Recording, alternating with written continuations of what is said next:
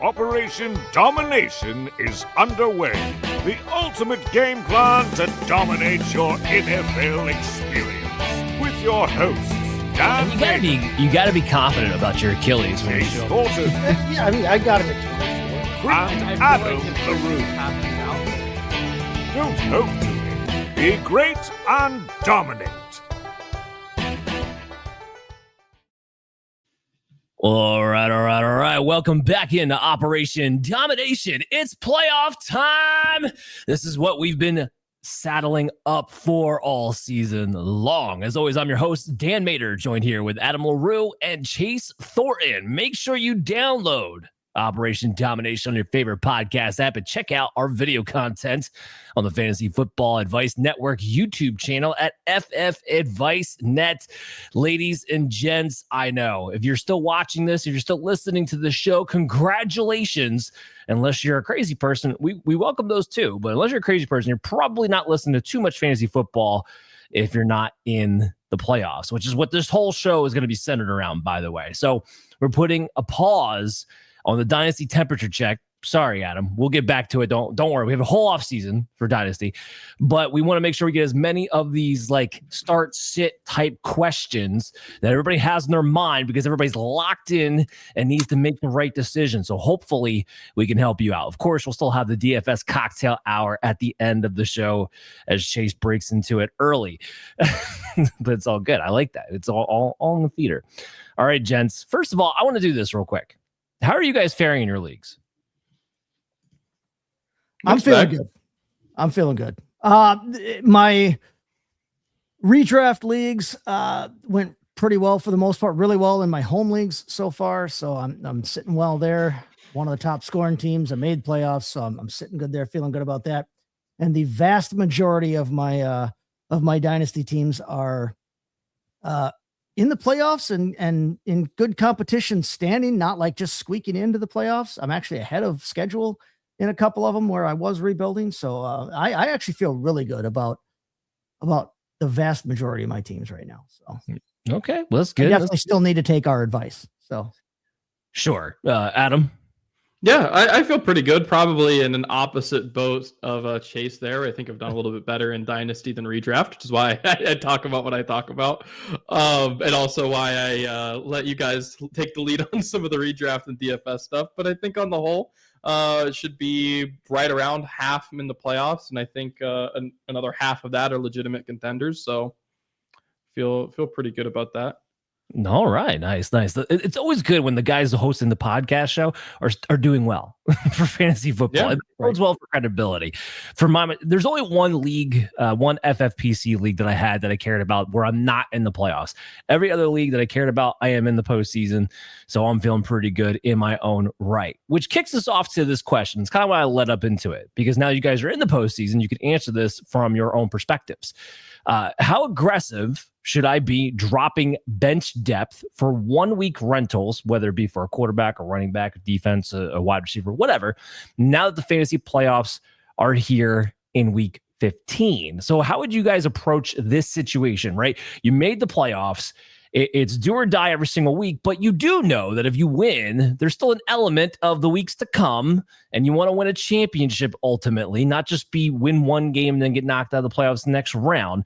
So how much that weighs into what's on your depth? How much are you willing to get rid of, even if they are, let's say, maybe some decently valuable pieces? I don't know, Adam, let's start with you.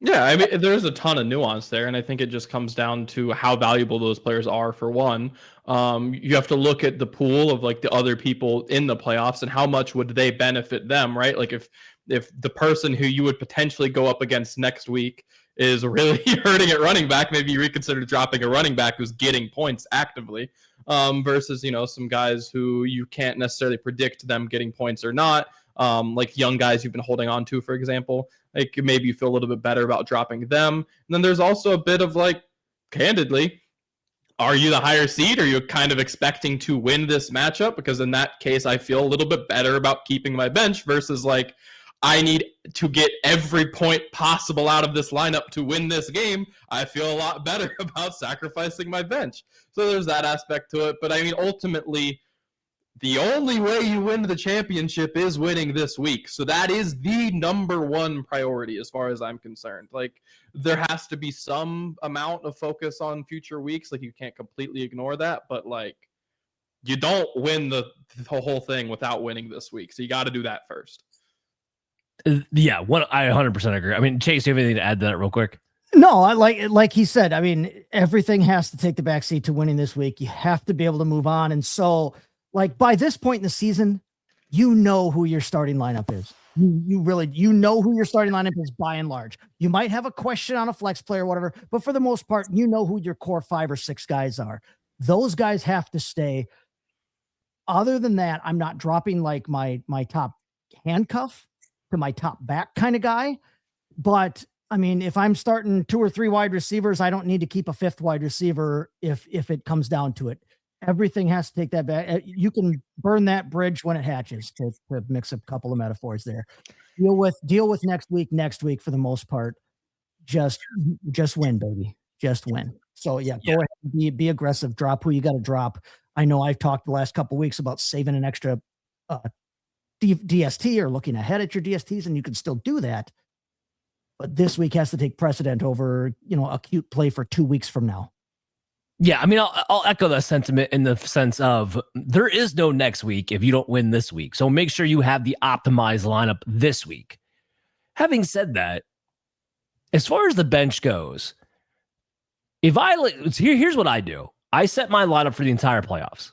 I look ahead. What am I going to need these next couple of weeks? All right. I make sure I have the best lineup for this week. But then after that, I might take a few lottery choices. Like, all right, do I have let's say an RB3 who's not going to crack my lineup and I'm not terrified to have to face at some point? Do I drop him for maybe a lottery handcuff? I might do that. Situations of that nature. It's kind of how I look at a little bit more nuance in that sense, but ultimately the advice is the same. Your league this week needs to be optimized. Plain and simple. All right, so I want to move on to the next one because that was a good philosophical question to kick us off. And we're doing extended start sit questions here today. So let's talk about a little Christian Watson, half-point PPR, versus RJ Harvey, who's got the better combination of floor and ceiling in week 15. I think we just go with who we want to start here. I'm not trying to get into a philosophical debate about who's got the floor, who's got the ceiling. It's who I think is going to score me the most points in week 15. That's what we care about. So Chase, who are you on? You on Christian Watson this week or you on RJ Harvey? If you look at how they've scored this year, Watson actually has had the better scoring floor in terms of his lowest scoring games have outperformed Harvey's. But most of those games for Harvey came earlier in the year when J.K. Dobbins was still around. So Harvey does have the better matchup on paper between the two in terms of who gives up the most points to the fantasy position between the Broncos and the Packers there. But I think Harvey's the clear leader.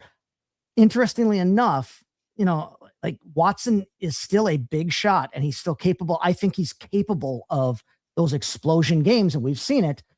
But when he's seeing less than 6 targets a game, he's pretty volatile that way. I mean, for the most part, he sees usually about 4. That 10 target game 2 weeks ago is really kind of skewing his stats for the year because he hasn't played that many games. So as much as it pains me to say this as a guy who loves Watson and as a Packer fan, I think it's Harvey here. I think that's the play here. Okay, Adam, disagree? Agree? Yeah, I feel very, very similar actually, which is I saw this question, I wrote in Watson, and then I started looking at it, and I slowly came around to, the usage has been there. We talked about that last week. It's like the efficiency was so bad. We saw a glimpse of hope this past week, and the matchup kind of works out to where you feel good about that potentially being reproducible, and the targets are there, and especially targets plus being the guy in the red zone, like that gives you a pretty solid spot, in half-point PPR. So I lean Harvey. I go with the running back on the tiebreakers a lot anyways, and I think it got really close with Harvey actually looking like an NFL running back this past week, which I'm glad. I loved him a lot coming out. We've talked a lot on this show about efficiency and about volume and opportunities being king and that kind of thing. Well, okay, here's a perfect case of it. Are you going to take the pretty much guaranteed volume for Harvey Or are you going to bet on the crazy, to this point, efficiency of Christian Watson? If I have to hedge my bets, I'm gonna go with the volume, the guaranteed volume. So Chase just switched his answer on the show then, just right there, because you're leaning Watson there. No, I said I was going Harvey. I said I was going Harvey. Okay. I'm going Harvey. All right.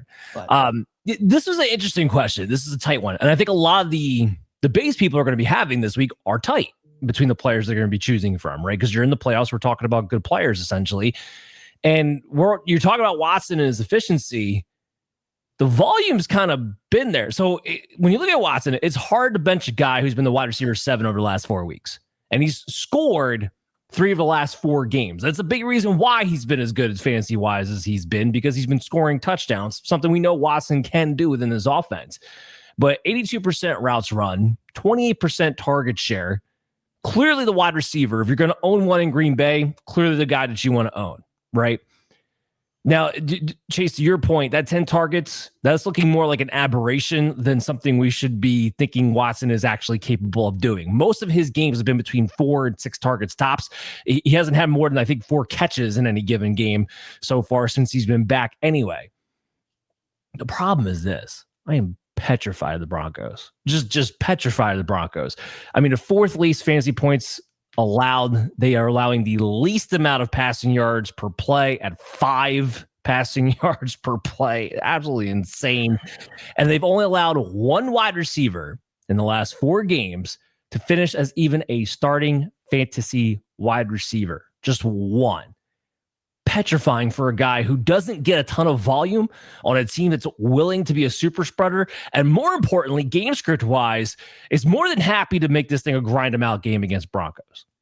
That terrifies me. Now, RJ Harvey, on the other hand, it's not like his matchup's great against Green Bay. They've been pretty good against the running backs too.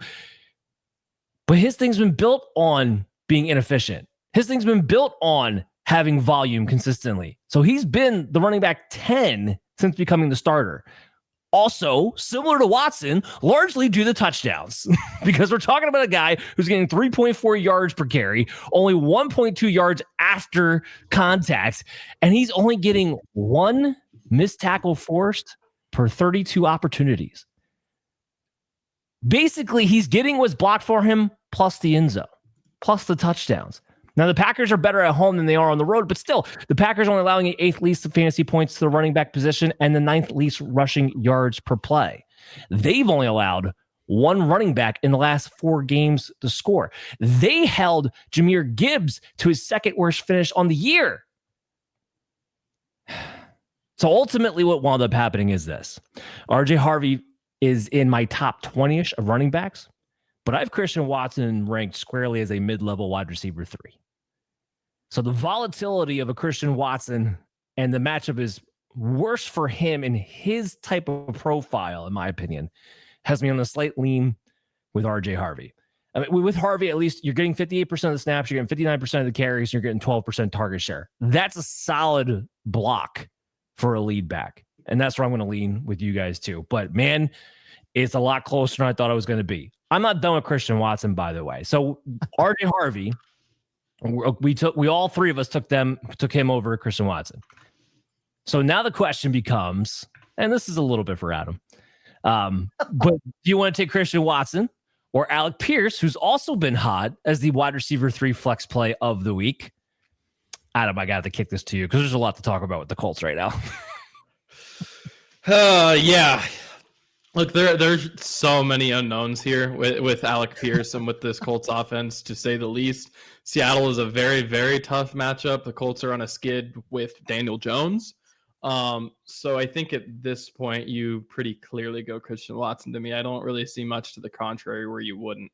I don't think that Alec Pierce is like panic droppable. I do think that there's a world where there's something here.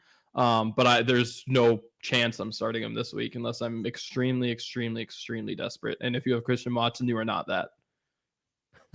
I mean, Philip Rivers has come to save the day. No, like I think that there's some nuance here. I don't necessarily think the arm has to be toast, and I don't necessarily think that. I think he probably reads a defense better than Rippon or Leonard. Having said that, How is that body going to hold up to getting hit at all? I don't necessarily feel great about that. I don't necessarily think he is in game shape, and I don't necessarily know what game speed is going to look like for him. So I think we're going to wait and see. I don't necessarily hate the idea of going out of the box because you're kind of, you're screwed with Riley Leonard. You're screwed with Brett Rippon.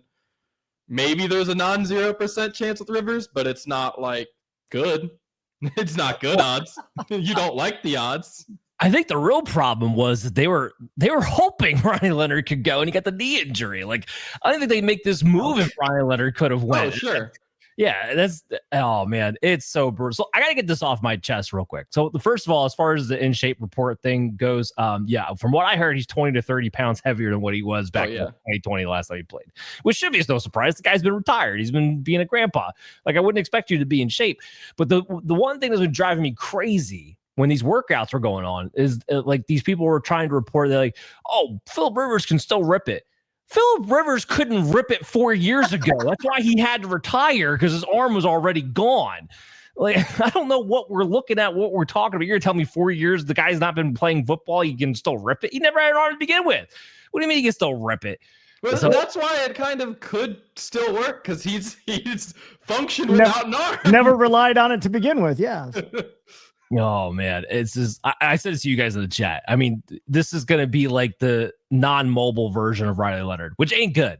It's not good. It doesn't spell out. So yeah, for me, it's easy. It's Christian Watson. Chase, you disagree or anything there? No, and it sucks because Pierce was kind of showing the player that we had all hoped that he maybe could be here the last couple weeks, and his play has been good enough. His personal play has been good enough lately that I agree with Adam. He's not a panic drop, but honestly, I don't want a whole hell of a lot to do with anything with this Colts offense. I mean, outside of Jonathan Taylor, and even that's going to be iffy here if teams don't have to worry at all about a pass game. So when you're in must-win situations, I don't want to have to be relying on the Colts passing game this week. So it is Watson over Pierce all day long for me here. I do want to add a few other actual fantasy notes with the Phillip Rivers jokes aside. So the last time we saw Phillip Rivers, he was averaging 34 pass attempts a game. And it was about 7.65 air yards per attempt. I don't believe for a second that he's going to come in and throw the ball around 34, 35 times a game. I can't believe that's ever going to be the idea. And then on top of it, you're playing Seattle. They've only allowed one wide receiver in the last 4 games to even finish inside the top 20, and that was Puka Nacua. Basically saying, like, I'm not in on the Colts receivers, period, heading into this matchup. If I was going to be in on anybody, it would be Michael Pittman, because I think you saw a taste of an example this past Sunday. Ryan Leonard comes in, it's short, middle, constantly ticking, and that's all Michael Pittman's territory or Tyler Warren's territory. I think you're going to see something very, very similar with Phillip Rivers. If anybody were to eat, it would be Pittman or Tyler Warren, in my opinion. Do we have an over-under on how many times in the broadcast they mentioned Phillip Rivers' 37 and a half children? No, it's going to be high. I'll take the over constantly. Children, that's an Operation Domination drinking game for this Sunday. There you go. I love it. How many every time they mention his kids drink? It's good for the NFL because the Rivers signing is the only reason this game's at least watchable. That's fair. And it's kind of a morbid curiosity thing, but it's like people will watch it for a reason. It's better than see him die on the field. Rippin', nobody watches this game. It's like 17 people know what happened. Yeah, no, that's fair. It's all about the glory at the end of the day, right? All right, so let's get back to it. Full point PPR in the flex position: Amari and Hampton, RJ Harvey, who we've talked about, or Ashton Jeanty. This is how far we've died on Ashton Jeanty. Like, whew, it's brutal. Chase, where do you fall on this one? It's Harvey first, for all the reasons that we kind of talked about before in terms of his opportunities in that. It would be Hampton for me, but I don't know that Hampton is going to be the dead ass lead back in that backfield for this coming week, at least. He wasn't necessarily the lead back on this previous game here with Kamani Vidal. Vidal has played. Yep. Vidal has played well. And they even came, I mean, there was a quote, I think, from Harbaugh this week about what they asked him, like, okay, hey, were you just kind of trying to ease Hampton back in, or is that going to be the split? And he was like, he was really non-committal in his answer in terms of like saying who he thought was going to be the star. He's like, it's impossible to tell who's going to, how these things are going to shake out game to game. So I'm not overly confident that Hampton is going to be the lead back. I know Harvey will be. And then Jeanty is obviously the only thing going for that Raiders team, but that's the part of the problem. I mean, outside of Brock Bowers, but now there's nobody to throw the ball to Brock Bowers. They already have a terrible offensive line. Ashton Jeanty gets hit almost before he gets the handoff, seemingly on every play. He is constantly getting hit in the backfield before he even has a chance to get going. I still think Jeanty is the player that I thought he was before, but they have to fix that freaking team in a hurry, and it's not going to happen this season, obviously. So for me, it's Harvey and then Hampton and then Jeanty, especially now that the quarterback situation is up in the air in Vegas. So that's interesting. Adam, what do you got here? Yeah, I mean, I think Harvey is definitely the number one. I would struggle to see otherwise, at least until we see more out of Hampton. In regards to seeing more out of Hampton, I do have it the other way. And it's not because of what Jeanty is doing on the ground, which we would have thought coming out of college, but he has 8 targets in like 4 out of the last 5 games. Like he gets a receiving workload that gives you a little bit of a floor and something that you can kind of accept. And with Hampton, we saw him play 30% of the snaps. Hopefully, I think we all think that should go up. I don't want to play with an unknown like that in the playoffs. I really don't. I'm rather confident that Jeanty will get the opportunities. They're low quality opportunities. It sucks, but I'm confident I can get 10 out of Jeanty. It is very, very possible that we get 10 carries for 40 yards and nothing else out of Hampton. You have 4 points and you are feeling really, really bad about your situation. So I think it's Harvey, but to me, I'd go the other way on that other point. A stat to why, by the way, the Jeanty thing is so putrid. From week 11 to now, by the way, Jeanty does have 100% of their red zone carries. That number just happens to be 4. 4 red zone carries. It's you have to get to the red zone before you can carry it there. That is his problem. They have to get to the red zone, and they do not do that. It isn't. So I'm really tempted to hit the showdown. Okay, so here's the deal. I disagree with the both of you that RJ Harvey's first. I am on Ashton Jeanty first. However, I have Ashton Jeanty 15, RJ Harvey 17. I'm not talking about much of a gap here, so I don't know how much I want to hit the showdown when it's all said and done.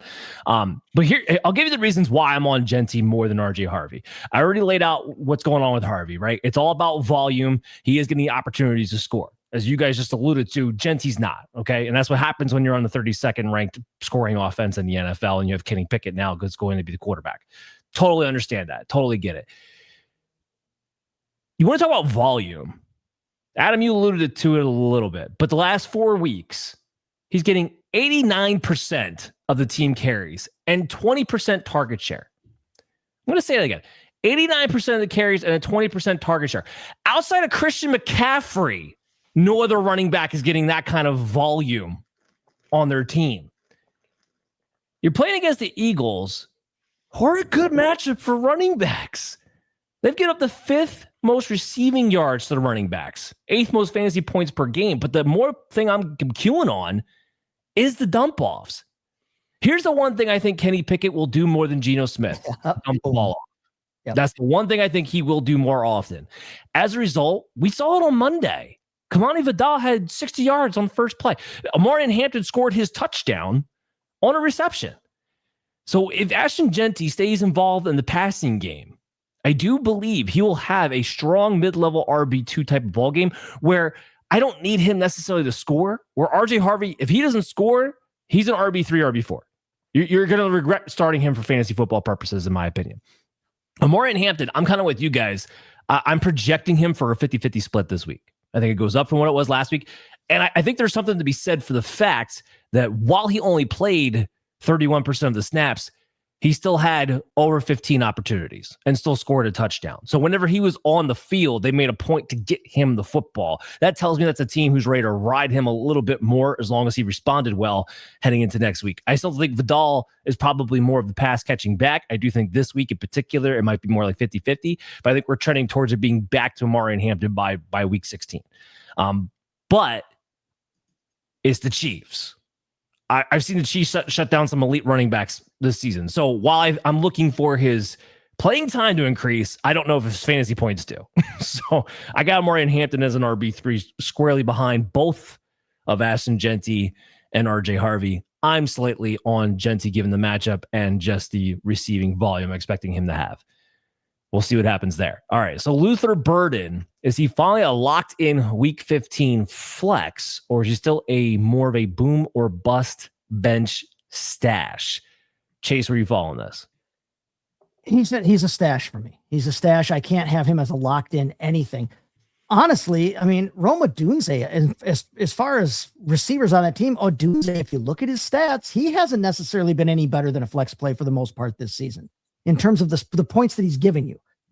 And I just wonder, what has Burden shown so far that says he's going to be any different at this point? Last week was supposed to be, like the big coming out party because Odunze was going to miss the game, and they all thought it was a perfect matchup there. Well, what he did, butt and roll there real quick. What he did show was that apparently he's still better than DJ Moore. And there is that, but there's a low bar this year. That is a low bar this year in particular. I agree though with that. I will not refute that statement. But I mean, otherwise, what has he shown us this year? He's got 165-yard touchdown catch back in like week 3 or 4 that has people still clinging to the preseason hype. I still love Luther Burden as a player. I liked him in the draft process. I've been a big Luther Burden guy. I loved him going to Ben Johnson's offense. It's just they haven't used him like we all want him to be used yet. And I like him better as a player on my dynasty roster than my playoff ones right now. So I'm not going to call Luther Burden anything more than a stash at this point. Adam, disagree, agree. No, I think flex conversation entering that. Yeah. Sure. I'll give you that much. Talk about him. He's not anything more than a desperation flex. He's if you were relying on Alec Pierce as your flex previously, then he might be your fallback. Boom. Yes. Let's do that. Oh, I don't understand the flex conversation. Again, unless you're in 14-team leagues, maybe, I guess. But I don't understand the flex conversation for a guy who's still not even playing enough to be in the flex. So Rome Odunze was out last week. Luther Burden still only played 69% of the routes. That was it. 69% of routes run. That's not enough to be considered a wide receiver 3 or flex play, period.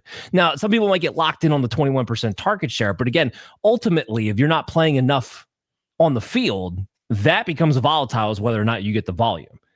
You're playing against Cleveland this week, right? Is it Cleveland? No, it's not Cleveland. Yes, it is Cleveland. Yes, I was having a brain fart moment. Yes, you're in Chicago. In Chicago, you're playing Cleveland this week. You're going into a grind 'em out football game. Ben Johnson has made it clear. Look, I want to limit how much I expose Caleb Williams and his slow ticker to get through those progressions. Good God. That's a conversation I'll be getting into for dynasty purposes, in a few weeks from now, I'll tell you that much. And run the ball. And then if we do throw it, Loveland's the guy that I want to play, not anybody else. He's the only one with a set role that I can trust, has a certain featured aspect in his offense right now of hey, play action, get the ball out to Loveland consistently enough, especially for a tight end purposes. And that's what we're seeing right now. It's become a super spreader offense that's a run-first team. It's not unlike Buffalo. Chicago has much better weapons, much better wide receivers, but they're producing about the same. So that's where it makes it hard for me. So no, Luther Burden, I don't even know if you're in redraft leagues. I don't think Luther Burden's even a guy I need to roster, let alone saying he's a boomer bust or a flex stash. I don't know. That's where I fall on this. So no, we're all not on that one. Okay, so how about this? Going back to the very first question that we had about how aggressive you could be dropping dudes. Yeah, don't feel bad if you're dropping Luther Burden for somebody. 100%. Even if Rome Odunze misses this week too, by the way. Here's a great question. I told you guys these were going to be tough. This one I shook my head out like, woof. All right, so between Chimere, Dike, Jerry Jeudy, and Darius Slayton, which one of these waiver wide receiver pickups are you most comfortable starting this week, Adam? For me, it's Dike. I think Dike and Jeudy are both extremely boomer bust. Slayton a little bit more, reliable, but also not much of a ceiling. At least largely not much of a ceiling. with Dike, though, that boomer bust is like a true 50-50. Jeudy's had like 2 or 3 pop-off games this season, and that's it. So to me, like when you get granular between those two, it's Dike all the way. And then between Slayton and Dike, I think this is likely if you're talking about like my last flex spot and somewhere where I can afford to be like a little bit more adventurous. Like I'd just rather have the boomer bust guy.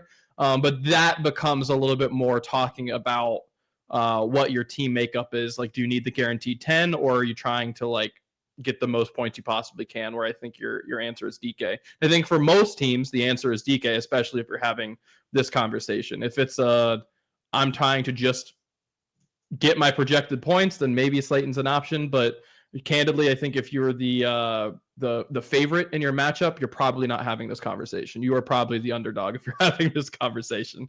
And in that case, you probably want Dike. Okay. Chase, where are you fall on this? I really want to say yes because Dike is an ex-Badger. I know he got drafted out of Florida. I don't care. He's an ex-Badger for me. That's technically true.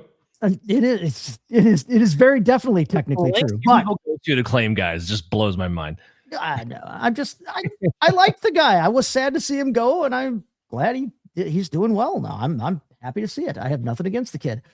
Jeudy has the best matchup on paper, and he probably has honestly the biggest potential of these 3 players in a game.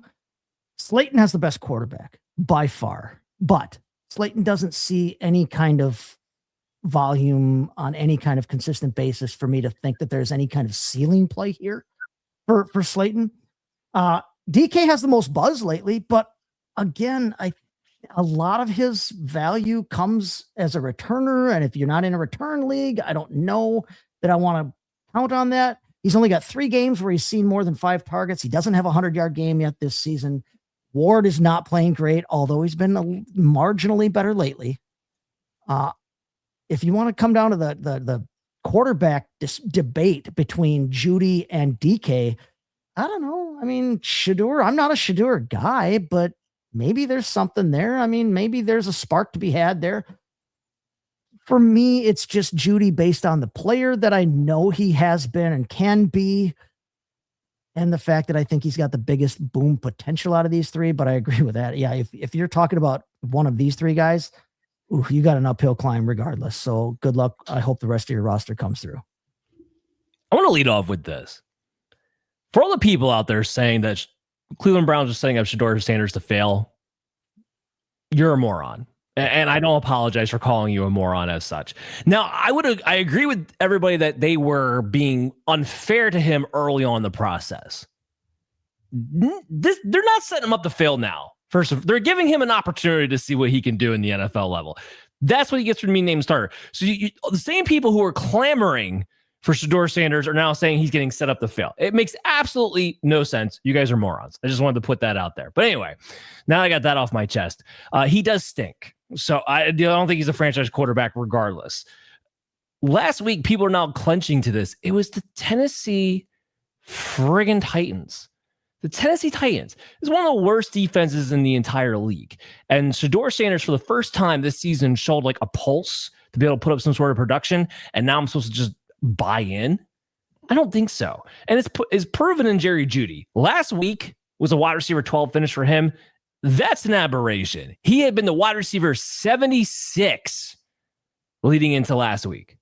76. And he's supposed to be the leading wide receiver for the Cleveland Browns.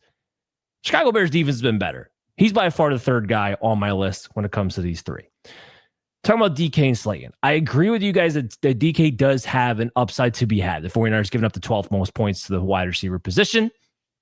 Cam Morrison playing better, still inconsistent, but better. Dike gets the matchup against Upton Stout, which is the matchup that you want for any wide receiver to go out there. And he's been the wide receiver 38 over the last 4 games. 87% of the routes run, 20% target share. He's coming off a game where he had 33% target share. So he's in the conversation. To me, this is Darius Slayton this week, though. So we want to talk about playing time. Slayton finally, since the injury, since the bye, got back to running 90% of the routes. Right before the bye, was back to running 90% of the routes. So he's back to where he used to be. The Giants under Kafka are running an insane amount of 11 personnel. Just absolutely insane.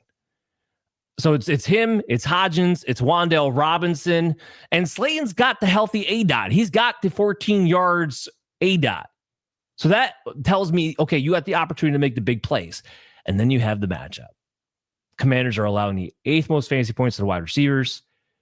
They have allowed 3 300-yard performances over the last 5 games. I'm not saying Jackson Dart goes for 300 yards. I'm just saying he's got an easier pathway than what he had last week. And therefore, all the wide receivers have the opportunity to eat as well. And by the way, the Commanders are better with Marcus Mariota than they are with a hurt Jaden Daniels. I think they're going to put up points against this Giants team. We might see a mini shootout in this game. Here's what worries me about DK. While the 49ers defense is not good, when they've played against mediocre quarterbacks this season, they have dominated like they're supposed to, a la Bryce Young, some of the other guys that they've been able to play. So I do think there's a chance here that Cam Ward winds up stinking. Because there's more than a chance. There's more. Yeah, it's Salah against bad quarterbacks, even with a undermanned defense, equals not a lot of points, in my opinion. So I am leaning Slayton. He actually is the only one of these 3 receivers who cracks my top 36 heading into this week as well. That's a 3-way dance, everybody. That's like old school ECW wrestling there, because Adam, myself, and Dan have all just chosen a different person for the answer on this question. So that's nice. Good luck. Have fun with that. Yeah. Hope we helped whoever had that question. All right. Next up, we got Blake Corum or Devin Neal as my RB2. This is another one that I'm going to have to go off on at some point after I hear your guys' answers. But so these people are asking Blake Corum or Devin Neal as my RB2 PPR with the playoffs on the line in week 15. Chase, which way do you lean? I don't think we see Kamara this week. I don't necessarily know that we see Kamara the rest of the season. I'm sure you'll be talking with Dr. Brian Scott about that here this week as well. But I don't think we see Kamara, so it's Neal for me. He's got a much better matchup on paper. He's going to be the guy. We know he'll be the guy in that backfield, and I'm not worried about Taysom Hill's possibilities or anything else going on in that world down there in New Orleans. Corum is still the 1B at best in that offense. It's a much better offense. It really is, but he's still the 1B at best in that offense against one of the toughest fantasy run defenses in the league in Detroit there. So I'm going with Neal on this one. Adam, how do you see this? Yeah, I am also going Neal. I mean, I'll throw the caveat in there that I give a slight edge to Corum in the unlikely, like I don't believe it exists world that Kamara plays. But in the reality that I'm living in, Kamara doesn't play, and I'm going to go with Neal. The thing to me with Corum is that it just doesn't feel sustainable. Right. He's still behind Kyron in the red zone. Admittedly, he's cut into it. Like, no debate, he has cut into it 100%. But he is still behind him in the red zone. He doesn't catch the ball. 10 yards per carry is not sustainable. That's not real. Achane held it up for, I think, longer than any of us would like to believe like was possible, and I don't. Corum's explosive, but he's not Achane. Like that was an anomaly that we saw his rookie season where he held that for a couple of weeks there.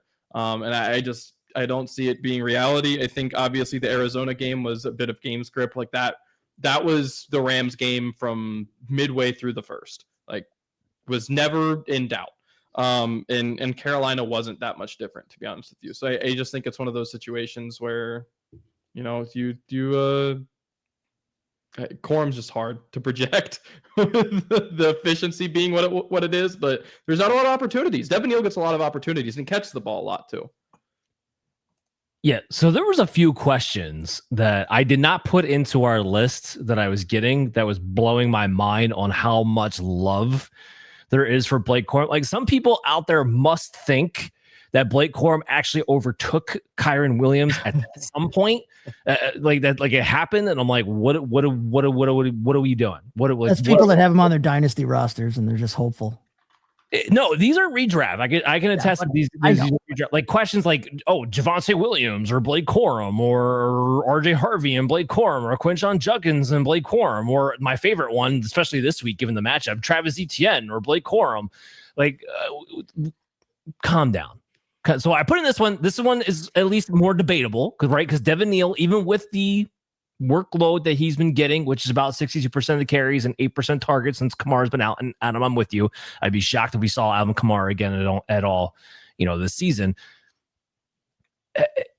He's still an RB3. That's still where I kind of have him ranked at. I have him ranked more as a high-end RB3. He's got a decent matchup against Carolina this week, sure, but it's not if he doesn't score, you have a low floor. Right? You might have a base, but you have a low floor. And you don't necessarily have that 100-yard pop game because Devin Neal doesn't necessarily have that type of explosion. So I understand all that. So this makes it more of a question. But guys, Blake Corum, as great as he's been, Adam mentioned it. It's mostly because the last 2 weeks he's had a plus 10 yards per carry. He's still, with all the fantasy points that he put up last week and the last 4 weeks, because last 4 weeks he's been the running back 27. He's still only playing during that time between 34 and 37% of the snaps. That's a third.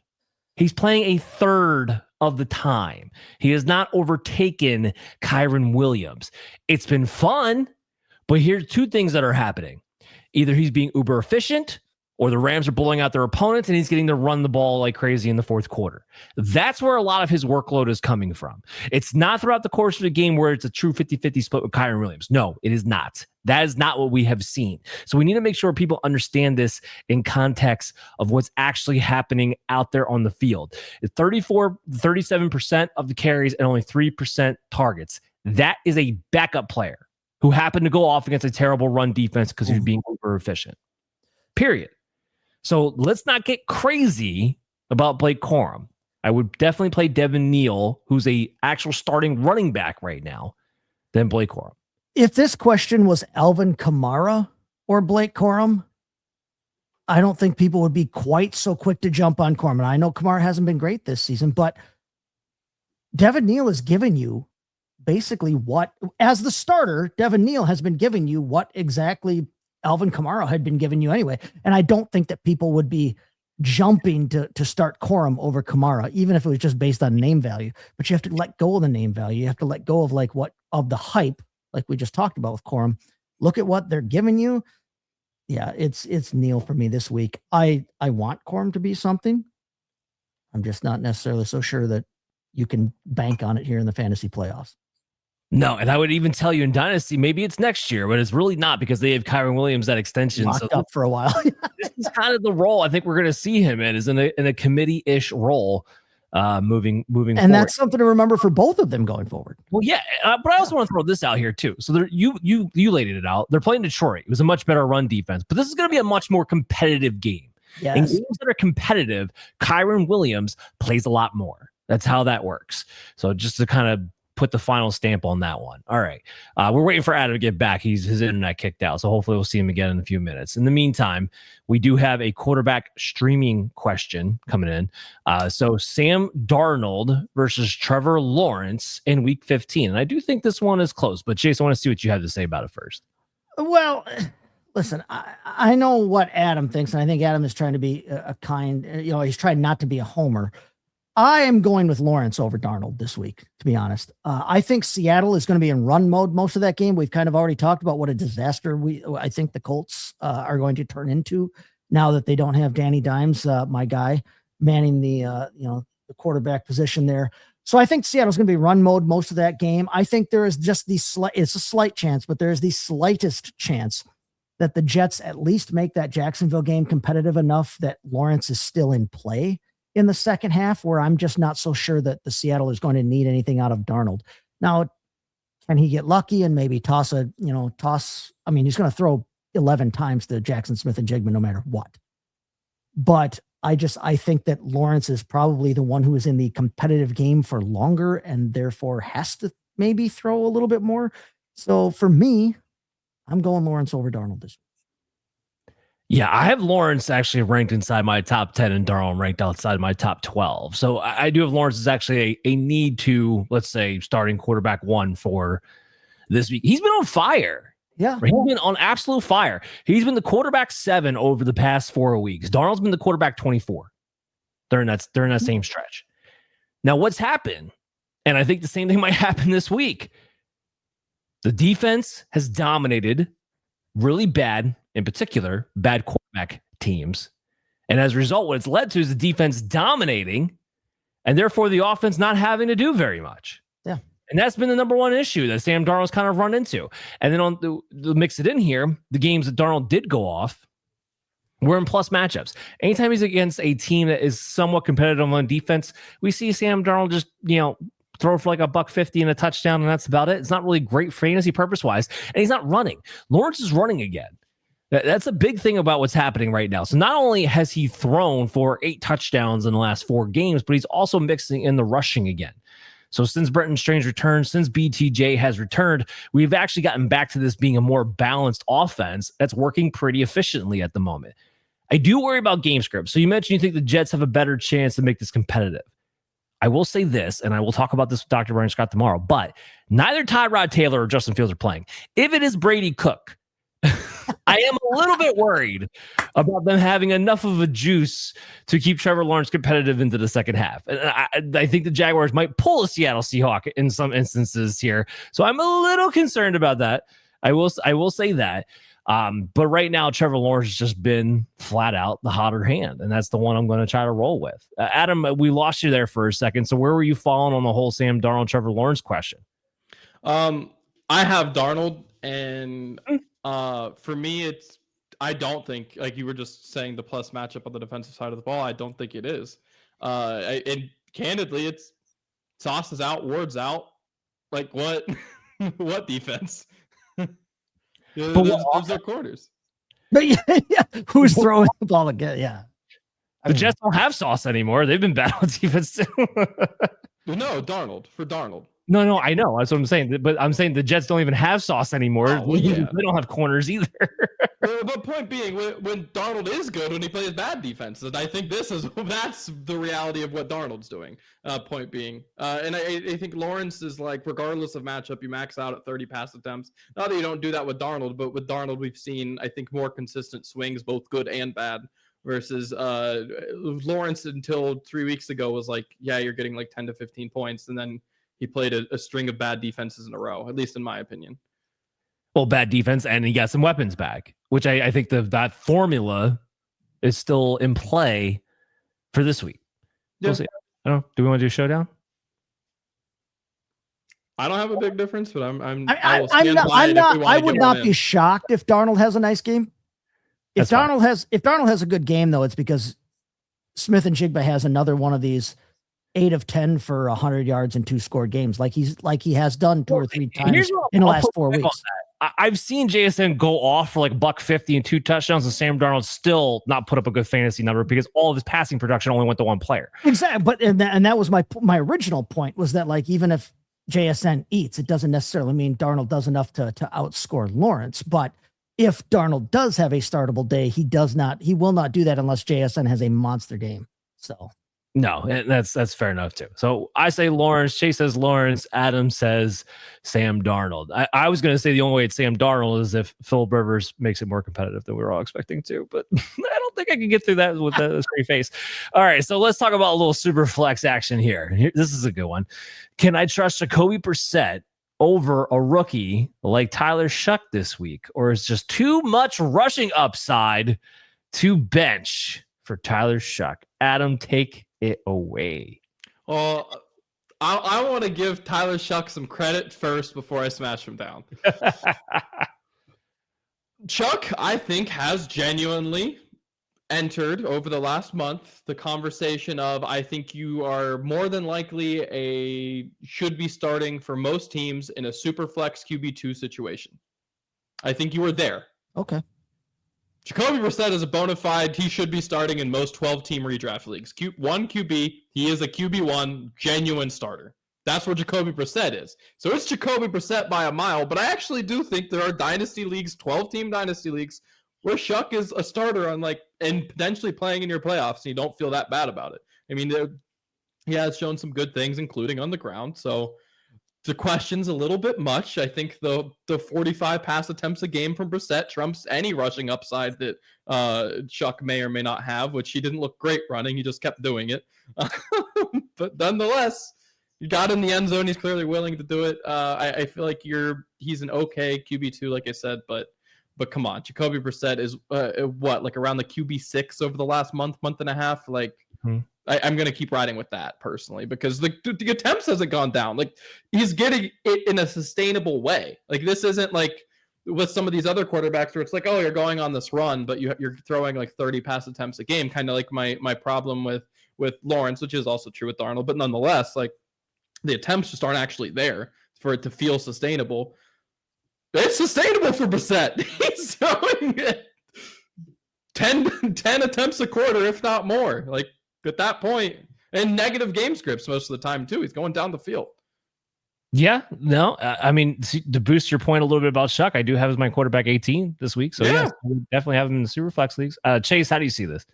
I love what Adam said about the idea of Shough being startable in Superflex format and not just startable, but should be starting. He's not startable. He's a starter in Superflex. And I agree with that completely, but I'm still trusting Brissett. Even though he's got a tougher matchup this week, I'm trusting Brissett over Shough. I think he's earned that.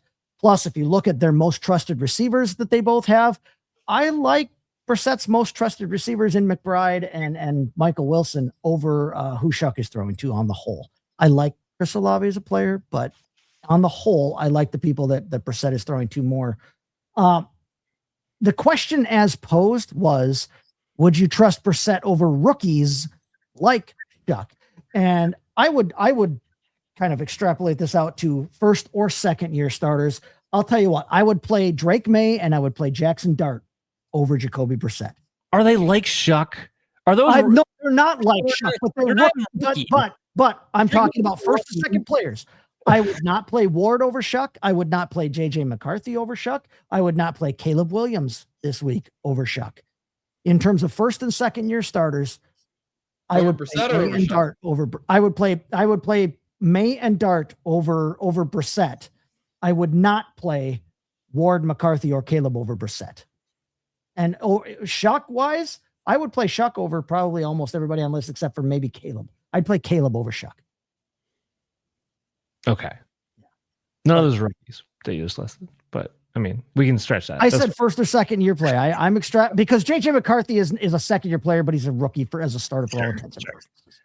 No, so I think this question came because of the matchup with Houston, which, look, it's terrifying. Houston is in a different world right now as far as that defense goes. That defensive line, I don't know if I've seen a more dominant defensive line. And I'm even thinking about the defensive lines of the Giants that won them Super Bowls.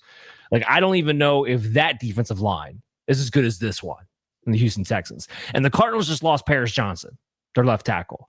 It's a scary situation. I get it. To Adam's point, the guy's throwing between 40 and 50 times a game. I think that negates the defense to some degree in the sense of, like, there's at least a high-end quarterback 2 floor with Jacoby Brissett, right? Like you said, he's been the QB6 over the last 4 weeks. Now, I do not have Jacoby Brissett ranked as a top 12 quarterback this week because of the matchup, but he is still a high-end QB2. I have him ranked at quarterback 14. So we're talking super flex, still have him a healthy distance ahead of Shough. It's a little bit closer than I would have maybe expected, but I do have a healthy distance over Shough. What made me laugh about this question was when they mentioned the rushing upside to Tyler Shough. That made me giggle. So I know he's coming off of a game where he had 7 carries, 55 yards, and 2 rushing touchdowns, right? And that's where this is coming from. The 7 carries, by the way, that's not anything different than we've seen over the last 3 weeks. He's been 6 or 7 carries the whole time. The difference is that he got 55 yards and 2 touchdowns, where before he was only getting like 18 to 22 yards with no touchdowns.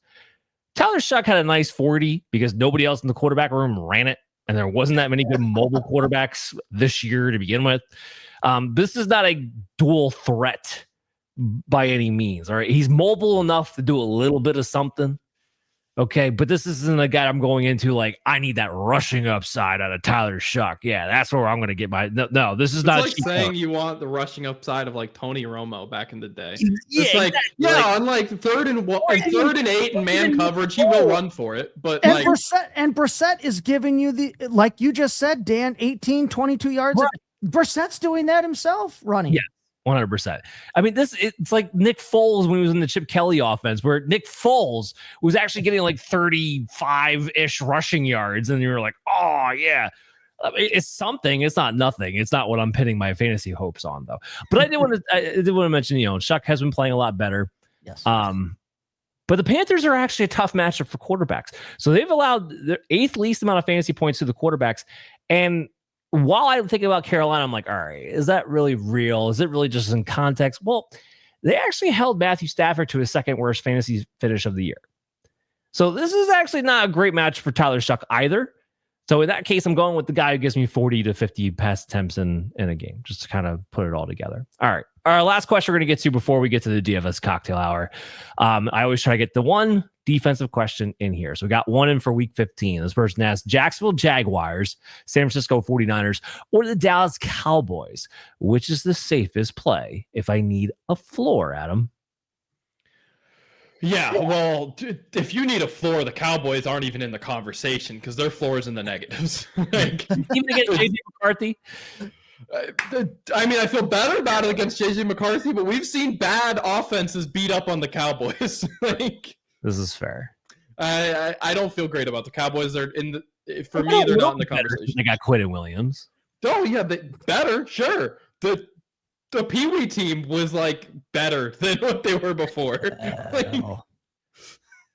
Yeah, they're better. They are better, but they're better against the run, and that's not necessarily what they need to be worried about this week. Justin Jefferson's still good. JJ McCarthy obviously very bad, but is Jefferson even out there? Does he have a pulse? McCarthy doesn't throw to Jefferson, so yeah, I mean that negates that whole. I think against the Dallas Cowboys defense, it might be a little different than. He just played against Washington. You'd like to think so, but Washington was never a game because of how bad the Washington offense was. Fair, but still, did you see JJ McCarthy? Justin Jefferson after that game? Oh, he's flustered. He's like the least. I like us winning. That's such a polite way to put it. Losing, not getting. The dude looks like he's ready to take JJ McCarthy out back and beat him like a rug. I'm sure a lot of people in that organization are. Let's be clear. But again, the Dallas Cowboys defense, if there will ever be a get-back game for one of the best receivers in the last 10 years, this is where it happens. Maybe it happens, maybe it doesn't. And also, come on, it's the Dallas Cowboys defense. They could get ran over, even with Quinn Williams. So who is your answer?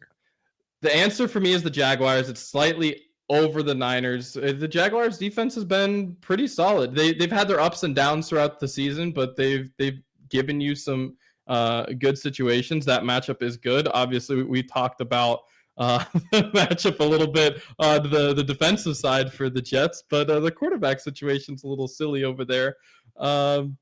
Yeah, I like the Jets quite a bit, both upside and floor. I think even with a Tyrod or a Justin, doesn't really matter. You'd feel good about it. Brady Cook. Yeah, I'm going with the Jacks. Yeah. Chase, you see that any differently? I mean, listen, it's Jacksonville, especially with the floor question.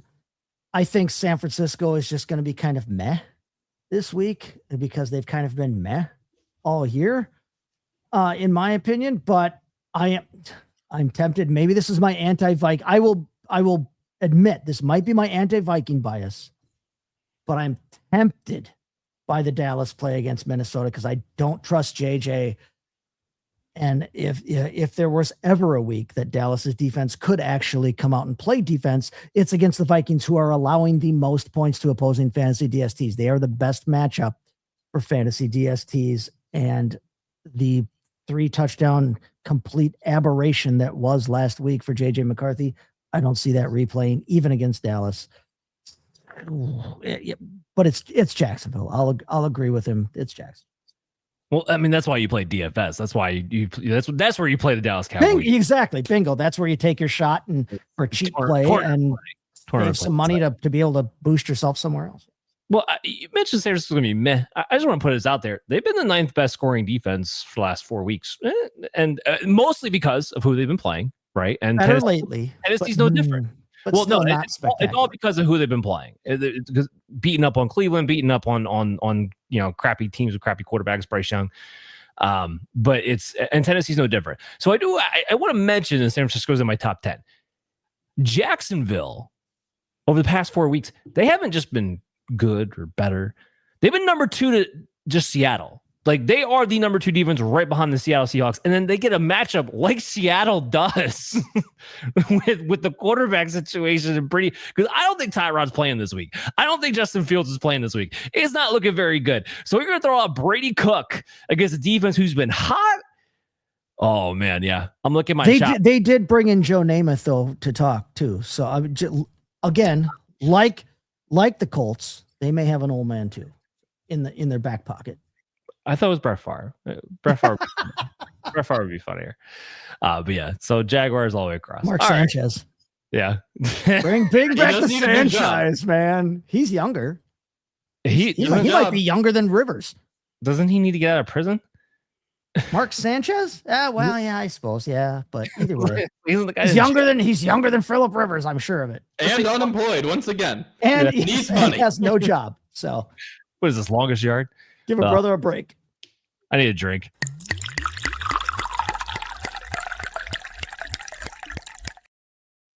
Yes. Well, I mean, I know we're talking DFS, but it is the playoff time of year. Okay. And in DFS is basically every week is one and done anyway.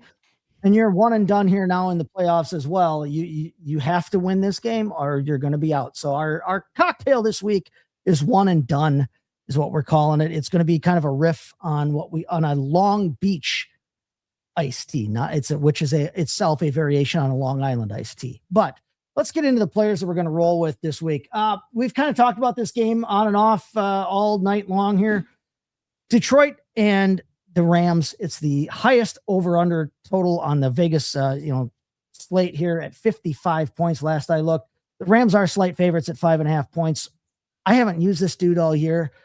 I'm going to roll with Matthew Stafford at 7,000 here. He's the quarterback 2 in salary, but he's also the quarterback 2 in the ECR rankings this week. He's your quarterback 4 on the season, points per game and overall. He leads the league in touchdown passes by 9 scores over Jared Goff. I mean, this is a guy that has been just on fire all season. He's got 35 touchdowns, only 4 interceptions. He's just on an incredible pace. He's on pace for 45 touchdowns and 5 interceptions and almost 4,400 yards. That would be his first 4,000 plus yard season since 2021, which was his first year out in Los Angeles there. Normally, we like to try to play a running quarterback or a guy that's got at least some kind of threat to the run.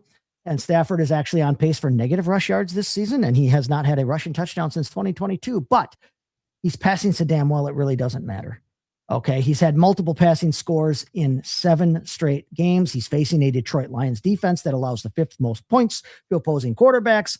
He has the absolute best 1-2 punch in the entire league at wide receiver in terms of, talking about Puka Nacua and Devontae Adams. So we're going to roll with Matthew Stafford at 7,000. We'll pay up there and we'll be happy to do it. And we are going to pair him by also paying up for Puka Nacua at 8,700. He is the wide receiver 1 in salary this week. He's the wide receiver 2 ECR wise. He's the wide receiver 2 on the season behind only JSN. But he leads the league in receptions. And he's only done it in only 12 games. He's only played in 12 games as opposed to the 13 that a lot of other guys have played. He's actually averaging more targets per game than Jackson Smith and Jigba is, which is wild considering that he's got Devontae Adams in the house that he has to compete with for looks. And JSN has, I don't know, nobody. I'm not talking about the corpse of Cooper Kupp. I'm not talking about, the smattering of Torrey Horton that we saw when he was healthy. But yeah, he's actually Shaheed. Now that Shaheed's in the building, it's even worse. It's even more spread out, opposite of JSN. But either way, Puka he's already tied his career high in touchdown receptions for the year. He's on pace to shatter his career highs in pretty much every significant statistical category. He's gonna set career highs in targets, in receptions, in touchdowns, in yards per target. Even his rushing stats are the best that he's had in his career, on pace to be the best he's had in his career. Last week, he was the wide receiver 2 in DraftKings scoring. He had his first career. This is weird. First career 2 touchdown receiving game was last week. He's had a multi-score game before, but one of those was credited as a rushing score. But he's just his first career 2-touchdown receiving game he's coming off of. But again, he's facing that Detroit defense. That Detroit defense sucks. They give up the second most points to wide receivers. It's the highest point total of the week. Like I said, at 55, it should be competitive. The last time I told you to use Puka Nacua was in week 4, and it turned into his second best fantasy day that he's ever had, 36 points. He caught 13 of 15 targets for 175 yards and a score. You could play back against him if you want with Jameson Williams. If that's not necessarily a terrible play, it's one that I have actually plugged into a couple of lineups that I've got here. But we're going to go with Stafford and Nacua. That's our base spirit for this week. At running back, kind of a chalky play here, but you've got to go with Woody Marks at 5,600.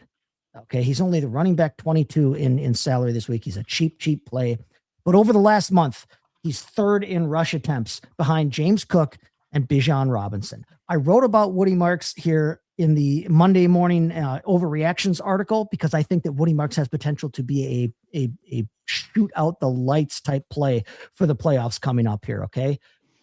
He's seen targets in the pass game as well. He's been one of the league's highest volume running backs, even with Chubb, even when Chubb was healthy, and now Chubb is hurt, left the game the other day and may not play this week. The guys that Woody Marks' volume is up around are guys like Devin Achane, Christian McCaffrey. We're talking about the guys who are the elite scorers in the league right now. That's the kind of volume Woody Marks is getting right now. He's not as efficient by far as those guys, but the volume is there. He gets the goal line work. He gets the red zone work for that team. He leads them in snaps and touches. He led them in carries in week 14. He led the league in carries in week 14. In fact, this week he grades out right behind Christian McCaffrey for me in terms of the value per dollar this week. He's facing Arizona, who gives up the 4th most points to opposing running backs. And Houston's favored by 9.5 points, which means they should be in run mode for a lot of this game. Let's go. Woody Marks, 5,600. We'll play him. And then it's almost obligatory at this point, but we're going to play a tight end against the Cincinnati Bengals, but we're not going to play the one that you might think we're going to play. We're not playing Mark Andrews against the Cincinnati Bengals. We're going to play Isaiah Likely at 3,400 because he's cheaper.